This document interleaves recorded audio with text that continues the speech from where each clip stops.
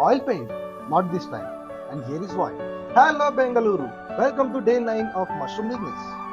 We are going to get our racks painted. Stay tuned. Stay tuned. Usually ಎಲ್ಲ oil paint ನ ಮಾಡ್ತಾರೆ, ಆದ್ರೆ ನಾವು ಆಯಿಲ್ ಪೇಂಟ್ ನ ಮಾಡಲಿಲ್ಲ, ಪೌಡರ್ ಕೋಟಿಂಗ್ ನ ಮಾಡಿಸ್ಕೊಂಡ್ವಿ. ಯಾಕೆ ಅಂತಂದ್ರೆ ಈ ರ್ಯಾಕ್ಸ್ ಗಳನ್ನ ನಾವು ಡಾರ್ಕ್ ರೂಮ್ ಅಲ್ಲಿ ಯೂಸ್ ಮಾಡ್ತೀವಿ. ಡಾರ್ಕ್ ರೂಮ್ ಅಲ್ಲಿ ಯಾವಾಗ್ಲೂ ಮಾಯಿಶ್ಚರ್ ಇದ್ದೇ ಇರುತ್ತೆ ಅಂಡ್ ಯಾವುದೇ ಕಾರಣಕ್ಕೂ ಬೆಳಕನ್ನೋದು ಬರಲ್ಲ, especially no sunlight. So long term run ಅಲ್ಲಿ ಏನಾಗುತ್ತೆ ಅಂತಂದ್ರೆ ಮಾಯಿಶ್ಚರ್ ಜಾಸ್ತಿ ಆದ್ರೆ ರಸ್ಟಿಂಗ್ ಪ್ರಾಬ್ಲಮ್ ಸ್ಟಾರ್ಟ್ ಆಗುತ್ತೆ ಅಂಡ್ ಅಷ್ಟೇ ಅಲ್ಲ ಪೇಂಟು ಸಹ ಬಂದ್ಬಿಡುತ್ತೆ.